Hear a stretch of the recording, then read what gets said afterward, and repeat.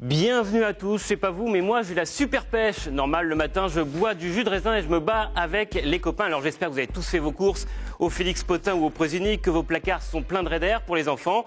J'attends vos réactions au 3615 code France 3. Et bien sûr, cette émission est à suivre en simultané sur votre Amstrad. Bon allez, j'arrête parce que si vous avez moins de 30 ans, vous n'avez strictement rien compris à ce que j'ai dit. Tout ça a disparu, mais il paraît que la politique est restée scotchée dans les années 80. Alors je m'adapte. Notre invité cette semaine a le charme vintage de l'élégance intemporelle. C'est Vallerand de Saint-Just, le chef de file du Front National au Conseil régional d'Île-de-France. Bonjour Vallerand de Saint-Just. Bonjour et merci de m'avoir invité. Bon, c'était pas si mal que ça les années 80. Oh, oui, toutes les années ont leur charme, mais il faut avoir les pieds et coller au terrain quand on est un responsable politique. Alors justement, on va parler du présent avec la campagne présidentielle de Marine Le Pen. On se concentrera sur ses propositions pour la banlieue. Et dans le débat de la semaine, la fausse bonne idée, on essaiera d'étudier ce discours anti-élite qu'on entend et surtout qui oppose souvent Paris au reste de la France. Et pour en discuter avec nous, Astrid de Vilaine, journaliste politique à la chaîne parlementaire LCP, qui suit le Front National. Et puis on terminera l'émission par discuter de l'actualité francilienne et on fera le bilan des presque un an de Valérie Pécresse à la tête de la région. Mais tout d'abord, une question d'actualité. Est-ce que vous êtes allé voter à la primaire de la droite et du centre? Non, je ne suis pas allé voter, je n'irai pas voter. Je ne pense qu'ils ne m'attendent pas, premièrement. Et deuxièmement, j'ai vu surtout qu'il fallait signer une sorte de charte des valeurs de la droite et du centre. Alors d'abord, ils ne disent pas ce que sont leurs valeurs. Et deuxièmement, je sais que leurs valeurs, nous ne sommes pas d'accord et elles n'ont pas fait leurs preuves. Donc, pour ce motif d'ailleurs de fond, je ne pourrais pas les voter, c'est pas possible. Est-ce que ça vous intéresse quand même, notamment la participation? Parce que c'est des enseignements un peu sur les intérêts des Français pour la politique à ce moment donné. C'est un phénomène, ce phénomène des primaires est aussi organisé que ça est intéressant, mais moi, c'est un peu intéressant en négatif parce que j'ai toujours pensé que les partis politiques, dans une démocratie, et spécialement en démocratie française, avaient un rôle extrêmement important à jouer, un rôle d'exutoire, un rôle de catharsis, d'exutoire de la violence qui peut animer un certain nombre de nos compatriotes. Et donc, demander leur avis aux citoyens et pas simplement aux militants des partis, ça affaiblit, selon vous, le poids des partis dans la société? C'est surtout que ça affaiblit, ça montre que les Républicains n'ont pas de leader. Il n'y a aucun leader qui ait un certain charisme. Je me demande, alors c'est très intéressant, mais qu'est-ce qu'ils vont faire après? Parce qu'ils se sont dit quand même des choses extrêmement pénibles et extrêmement définitives. Alors est-ce qu'ils vont faire table rase de tout cela et se rabibocher pour essayer d'emporter l'élection présidentielle? Moi je pense que ça laisse des traces dans les partis politiques, ça rabaisse les partis politiques, ces primaires rabaissent les partis politiques et je pense que c'est très mauvais pour la démocratie. Voilà. Pour le commentaire. Maintenant, on va passer au Front National, justement, où vous ne faites pas de primaire. On va parler de la campagne présidentielle de Marine Le Pen. Il y a ce que vous dites publiquement et ce que vous pensez dans votre tête. Ce n'est pas forcément la même chose. Donc, j'essaie d'imaginer ce qui se passe à l'intérieur de votre tête. C'est votre petite voix intérieure. On l'écoute. Bon, il paraît que les hipsters ne sont plus à la mode. Qu'est-ce que je fais de ma barbe, moi? C'était mon look swag pour les régionales en Île-de-France. Moi, je l'aime bien, ce look. En même temps, ce n'est pas moi le candidat, je ne suis que l'un des 30 stratèges de Marine Le Pen. Et la stratégie, ça ne va pas être trop compliqué, c'est nous contre tous les autres. Nous, c'est le peuple, les autres, c'est l'élite. Tiens, c'est une bonne formule, je vais faire un tweet. Ça va être ma 5e campagne présidentielle, je suis une sorte de patriarche au FN, un sage. Il va falloir peut-être que je calme tous les petits copains qui se voient déjà à l'Elysée parce que Trump a gagné aux États-Unis. Un Américain, ça trompe énormément. Tiens, c'est une bonne formule, je vais faire un tweet. Allez, faut pas se gâcher le plaisir, ça va être une campagne heureuse. Allez, je fais une petite photo de Marine pour mon album souvenir. Et puis on ne sait jamais si elle gagne. Je pourrais être ministre de quoi, moi? Vallerand de Saint-Just, ça se passe comme ça dans votre tête? Non, c'est pas mal, ouais. Non, mais franchement... Vous voyez déjà ministre? Non, là pour ça, j'ai quand même une certaine humilité. Et je suis certain que Marine Le Pen gagnera l'élection présidentielle, je pense que je pourrais être ministre, oui, mais c'est vraiment pas quelque chose auquel je pense tous les jours, ça c'est sûr. Alors on a vu, vous êtes militant depuis longtemps au Front National. Est-ce que vous avez la flamme d'honneur du parti ? Oui, j'ai la flamme d'honneur en or, je crois. Oui, alors justement, on va voir le logo de Marine Le Pen pour cette campagne. Elle a disparu, cette flamme. C'est une rose à la place. Ça vous rend pas triste ? Non, pas du tout, parce que elle cache son identité Front National. C'est la campagne électorale de Marine Le Pen, entre Marine Le Pen et le peuple français. Il est donc normal qu'elle utilise son nom, son prénom, qui est un très beau prénom et qui permet beaucoup de D'accord, mais elle est présidente du Front National. Oui, mais elle quitte ses habits de présidente du Front National pendant la campagne pour se présenter face au peuple français.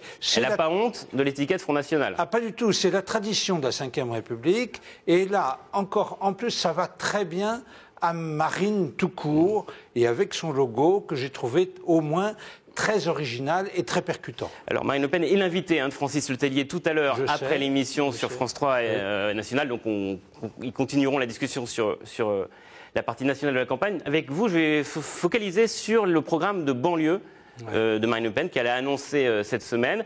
Pour elle, la situation en banlieue et notamment en Ile-de-France est une bombe. On l'écoute. Et quand vous êtes face à une bombe, vous avez deux solutions.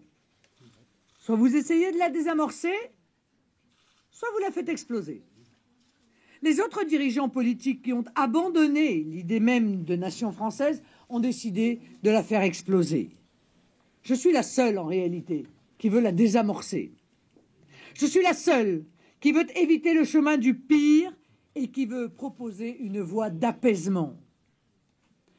Tous les multiculturalismes, tous les chantres de l'identité heureuse, tous les faux durs, les vrais mous, tous les tartuffes de l'idéologie du vivre ensemble, tout cela joue aux apprentis sorciers.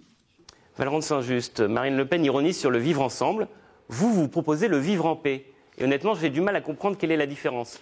Le vivre ensemble, surtout, il a été mis au point et mis en exergue par ceux qui font tout, justement, pour qu'on ne puisse pas vivre ensemble. Cette question de la banlieue qui peut... Mais pour revenir à ma question, parce que vous dites le vivre en paix, c'est la même chose que le vivre ensemble. Vous voulez qu'on vive en paix ensemble ? Le vivre ensemble, c'est le slogan de ceux qui ont toujours mis en avant le multiculturalisme. Or, nous avons vu que ce multiculturalisme, c'est-à-dire, si vous voulez qu'on rentre un instant dans les détails, de dire à ceux qui viennent de l'étranger, aux immigrés, à ceux qui voudraient s'intégrer ou s'assimiler à la France et aux Français, on leur dit à l'école, on leur dit dans les médias, on leur dit dans tout ce qui concerne la culture, on dit non, vous n'avez pas besoin de vous intégrer ou de vous assimiler, vous allez garder votre propre culture, vos propres us, vos propres coutumes, vous avez parfaitement le droit de le faire. Au contraire, eh bien ça ne marche pas et on ne peut pas vivre ensemble de cette façon-là. Alors vous, qu'est-ce que vous proposez justement pour renforcer un sentiment d'appartenance nationale à des gens qui viendraient de l'étranger ? Eh bien d'abord, ce que je voudrais dire, c'est toutes ces questions, ce colloque sur les banlieues que nous avons fait, ce dont nous allons parler peut-être dans un instant, les bobos et l'élite. Moi je suis un peu habité, et au Front National un peu habité par cela. Nous faisons de la politique d'abord pour les plus humbles et les plus défavorisés. Vous appelez les oubliés, les invisibles. Exactement. En banlieue, ils viennent peut-être de l'immigration. Ils sont français, mais d'origine immigrée. C'est à cela que vous adressez. Est-ce que le deal, entre guillemets, en tout cas le pacte républicain que vous leur proposez, c'est de dire sentez-vous plus français, et en échange, on va vous offrir de l'emploi. C'est un peu ça qui est... Il y a plusieurs, et il y a une hiérarchisation. Nous voulons rétablir les fonctions régaliennes de l'État, spécialement dans ces quartiers. Donc plus de policiers. La sécurité et l'éducation nationale. Parce que on en parlait encore cette semaine, les lycées prestigieux de Paris, d'accord, il y a des lycées prestigieux à Paris, mais il doit y avoir une école, un collège et un lycée d'excellence en banlieue et spécialement dans les quartiers prioritaires. Je suis choqué que l'éducation nationale passe sa vie à envoyer les professeurs les plus jeunes ou les moins aguerris justement dans les... Donc les consignes, si jamais vous êtes au pouvoir, ce sera les professeurs avec le plus d'expérience qui auront en banlieue, même s'ils ne veulent pas venir. Plus c'est difficile, plus l'éducation nationale devra y aller. Alors, il y a aussi avec une politique économique qui recréera de l'emploi, je pense que ces trois piliers, sécurité, éducation nationale et politique économique, et on retrouve de l'emploi, je pense que si ces deux piliers recommence à fonctionner, l'intégration et l'assimilation recommencera à fonctionner en leur disant à tous ces immigrés, nous fermons la porte le plus possible à une immigration supplémentaire, vous êtes sur notre sol, nous n'avons rien à voir, nous ne regardons pas votre couleur de peau, votre religion, votre origine. Votre religion à condition qu'il n'y ait pas une pratique intégriste, voire salafiste. Bien entendu, mais la lutte contre le fondamentalisme, Monsieur Audouic, est faite d'abord au profit de tous nos compatriotes de confession musulmane qui souffrent énormément de ce fondamentalisme ou d'être assimilés. Et juste dernière question, vous pensez que des gens d'origine immigrée peuvent voter pour vous un parti qui est contre l'immigration ? Ah oui, parfaitement. On en voit souvent de très nombreux exemples. Et même au contraire, à partir du moment où ils sont venus en France, où nous leur avons dit, non seulement vous pouvez venir, mais vous pouvez rester. Mais vous devez vous assimiler, vous intégrer, vous assimiler. Ils comprennent parfaitement le langage. Ils savent qu'une immigration débridée et sans frein, comme il en existe, qu'elle a existé depuis assez longtemps, est contraire à leurs intérêts, et ce multiculturalisme est même contraire à leurs intérêts, mais leurs intérêts bien compris, bien profonds. On va passer maintenant au débat de la semaine, la fausse bonne idée. On va revenir un petit peu sur ce discours anti-élite qui imprègne la société, un discours notamment qui oppose les bobos parisiens au reste de la France. État de la question avec une infographie préparée par Grégoire Courtois qu'il faut écouter avec un petit peu de second degré. Qui c'est les plus forts? C'est les franciliens, d'accord? C'est nous l'élite de la France, 12 millions d'habitants, 12 millions de cadors. Des preuves? L'Île-de-France, c'est un tiers du PIB français, c'est nous qui faisons tourner la machine économique. On est les plus riches, on est aussi les plus intelligents. 50% des chercheurs de l'Hexagone travaillent dans la région. On est les plus musclés. PSG, 4 fois champion de France, what else? On est surtout les plus beaux. La parisienne, ce fantasme planétaire, le top du glamour, l'élégance éternelle. Ça vous suffit, on arrête, plus de matière à débat?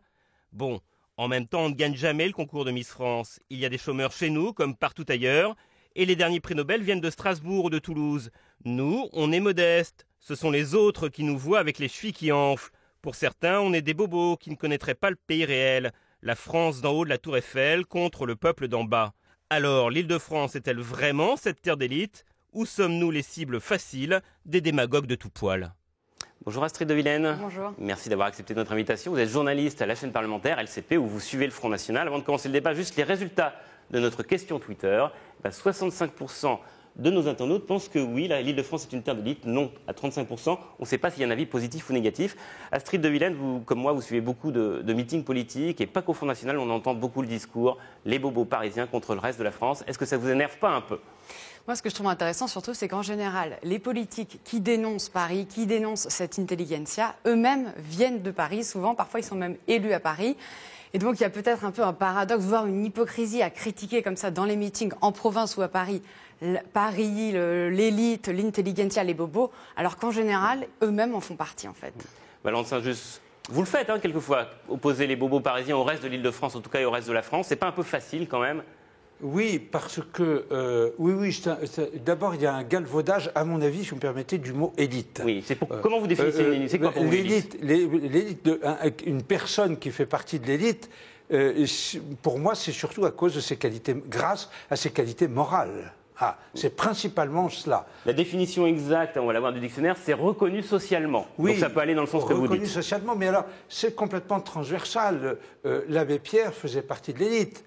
Le responsable des Restos du Cœur de Limoges ou de Perpignan font partie de l'élite parce que, allant comme ça vers leurs compatriotes, et surtout les plus faibles et les plus démunis, ils sont certainement pourvus de grandes qualités morales. Moi, c'est ma traduction, si vous voulez. Mais Astrid de Vilaine, pour revenir à ce que vous dites, il y a une tribune de notre confrère Hugo Clément cette semaine qui a beaucoup marché sur Facebook où ils disent c'est pas crédible les politiques qui ont un discours anti-élite parce qu'ils appartiennent à l'élite.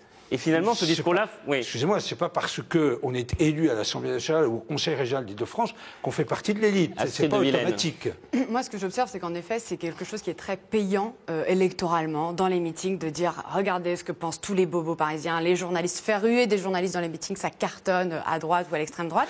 Et pourtant, en fait, on devrait entendre, à mon avis, une vraie réponse à cette élite qui, en effet, peine à se renouveler, une vraie réponse politique. Qu'est-ce qu'on fait pour que l'élite puisse se renouveler? Et ça, je trouve que ça manque un petit peu, en fait, dans tous les partis politiques. Qu'est-ce qu'on fait? On a tout ce programme sur ce que nous avons appelé les banlieues patriotes. Ici, en Île-de-France, nous allons nous préoccuper principalement des quartiers les plus difficiles d'Île-de-France. Par exemple, M. Philippot, qui est de votre parti, il n'arrête pas de parler de la caste en parlant des autres partis. Et on voit la définition de la caste, il y a une notion héréditaire. Et évidemment, héréditaire, on pense à Marine Le Pen qui a hérité le parti de son père, et on se dit, vous n'êtes pas bien placé au Front National pour parler de caste. C'est vous la caste, c'est pas les autres. Non, c'est un peu vrai aussi.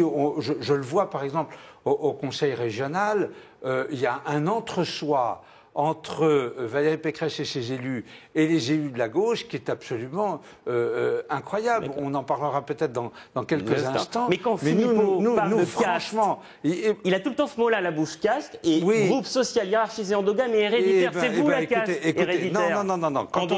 Quand on voit le Conseil régional d'Île-de-France, oui, il y a bien un groupe social hiérarchisé endogame et héréditaire.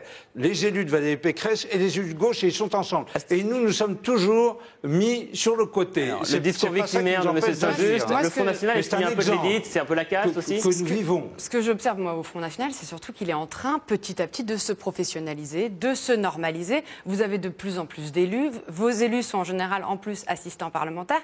Est-ce que vous ne craignez pas un jour, en fait, de finir comme les autres, ceux que vous vilipendez? Je pense que c'est une question de programme politique et d'idées politiques. En fait, nous le voyons bien, c'est sur nos idées, sur notre programme, que nous sommes ostracisés par ce qu'on peut appeler donc cette caste. Ce programme est extrêmement clivant. Ce que je viens de dire sur les banlieues patriotes est quand même extrêmement clivant. Personne, au contraire, c'est l'échec depuis des dizaines d'années, et on voit bien que c'est sur le fond que les choses se passent et que nous ne nous normaliserons jamais.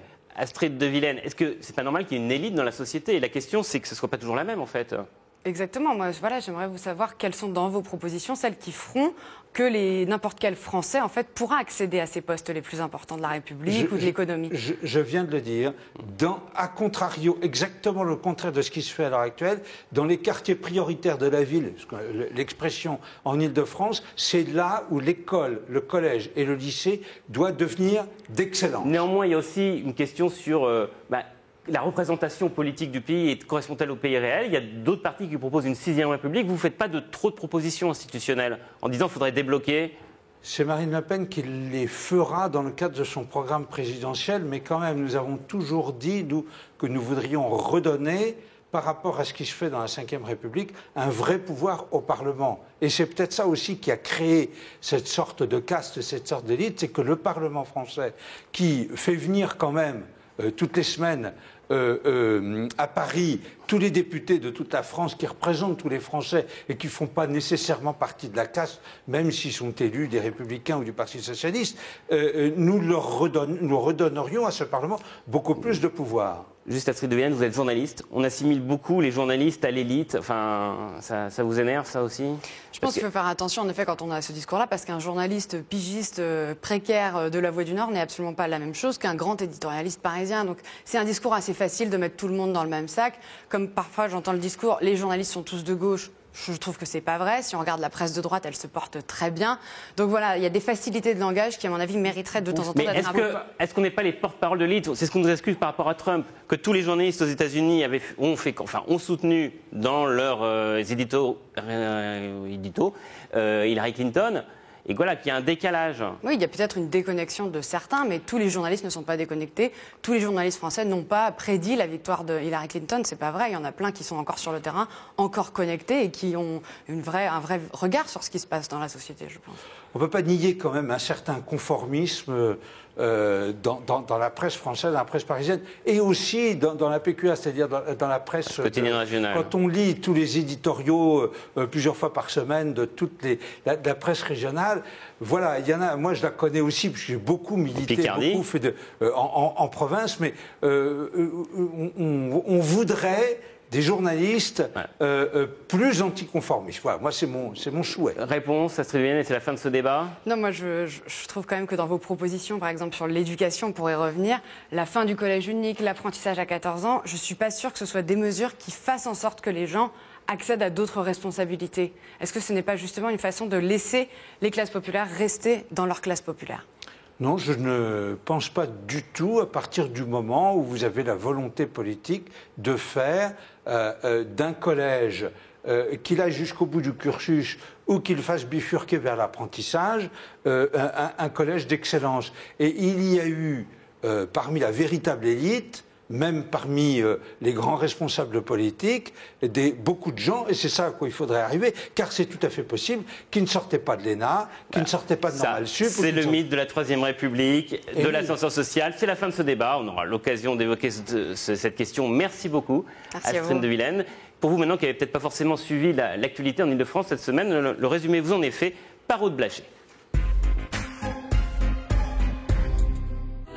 Le 18 novembre 2015, les habitants de cet immeuble de Saint-Denis ont été réveillés en pleine nuit par l'assaut du RAID, venu chercher 2 des complices des attentats de Paris. L'opération a duré plus de 7 heures. Un an plus tard, 37 des résidents vivent encore à l'hôtel, en attente de relogement, des sinistrés qui ne sont pas considérés comme des victimes du terrorisme. C'est un manque de reconnaissance totale. Moi, je pense, ouais. Et ça n'a pas commencé maintenant. Le 18, après l'assaut, on a vu monsieur le ministre de l'Intérieur avec sa délégation, ils sont venus constater les dégâts. Mais ils n'ont pas demandé à aller rencontrer, à aller rendre visite, à aller voir les habitants. Aujourd'hui, ces mêmes habitants attendent toujours les premières indemnisations. Du côté des voies sur berge, là aussi, on ne désarme pas pour faire annuler la piétonisation. Actuellement, les voitures circulent dans une moyenne de 6 à 7 km/h sur justement ce tronçon-là. Ça pose une vraie difficulté. À l'époque, avant que ça soit fermé, on circulait. Maintenant, on ne circule plus du tout. Donc ça crée une pollution phénoménale. Mais mardi, le tribunal administratif a rejeté le référé des riverains. Pas de quoi les décourager, la région va dans leur sens avec un rapport dénonçant la multiplication des embouteillages, de l'instrumentalisation politique, selon Anne Hidalgo. Un clivage gauche-droite que Sébastien Pietrasanta a décidé de dépasser. À 39 ans, après 15 ans de mandat, notamment comme maire d'Asnières, le député PS des Hauts-de-Seine jette l'éponge. Il se retire de la vie politique, fatigué par le climat populiste. J'ai pas envie, constamment, pour être élu, de vouloir dire amen et être esclave d'un certain nombre d'électeurs. Lui n'a jamais été élu, mais il en rêve. Emmanuel Macron, qui mercredi sans surprise a annoncé sa candidature à l'élection présidentielle. À Bobigny, une banlieue populaire pour un ancien banquier d'affaires qui veut casser les codes de la politique française. Tout un programme. Dans ce monde en perte de repères, il y a heureusement des traditions qui se perpétuent, comme l'arrivée du Beaujolais nouveau.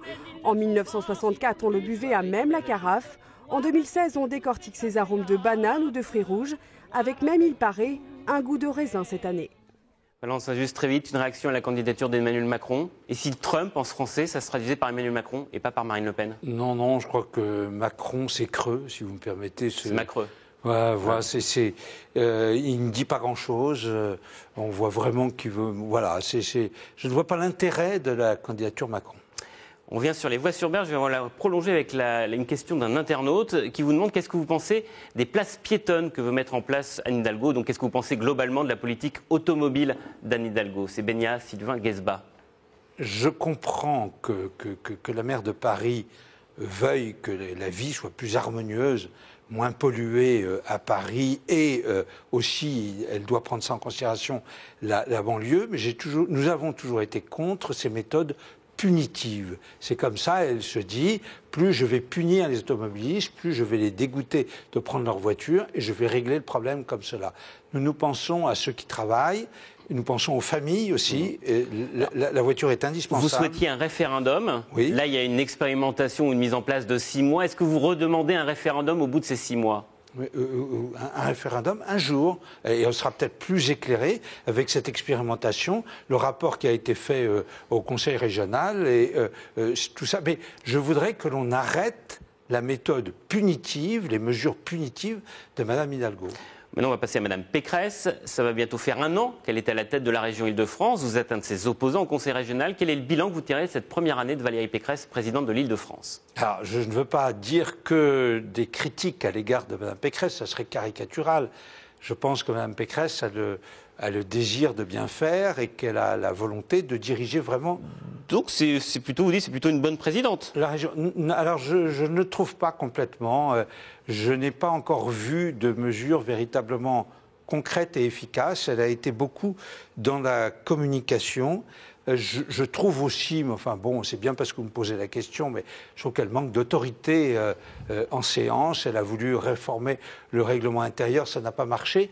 Mais aussi, si vous voulez, là, vous allez me permettre, il y a très souvent chez elle... Ça, je vais voir, si je vais me permettre. Mais et chez les élus, un manque total d'incohérence doublé d'un certain sectarisme à notre égard. On l'a vu cette semaine, on a été complètement étonnés par où cette incohérence ou ce culot. Là, on présentait jeudi en commission permanente un amendement... Très vite, parce qu'il reste plus beaucoup de temps, parce que je sais pas où vous voulez en venir, visant à favoriser l'attribution de marchés publics aux entreprises franciliennes. Rejeté par M. Baudet et par M. Chartier en disant c'est illégal. Les adjoints de Mme Pécresse. C'était mercredi. Et c'était repris ces amendements sous un autre groupe. De l'exécutif, Mme Pécresse, favoriser l'accès. Alors, voilà, c'est de l'incohérence ou c'est du sectarisme et se fiche un peu du monde. Et vous, très vite, le bilan du FN en Ile-de-France, puisque vous avez fait le retour au Conseil régional après 6 ans d'absence. Je crois que nous avons fait notre travail. Vous êtes minoritaire, vous ne pouvez pas peser, nous avons présenté une niche, c'est-à-dire un rapport spécial sur les déserts médicaux. Cette fois-ci, j'annonce que notre prochain rapport sera sur la région Île-de-France, région d'excellence pour les familles, que nous allons d'ailleurs organiser un colloque au Conseil régional à ce sujet-là et que donc nous faisons plus que notre travail. Merci beaucoup, Monsieur de Saint-Just. C'est la fin de cette émission. Tout de suite, le journal régional présenté par Jean-Noël Mirande. Et après, vous retrouvez Dimanche en politique avec Francis Letellier et Marine Le Pen. Bonne fin de dimanche à tous. À la semaine prochaine.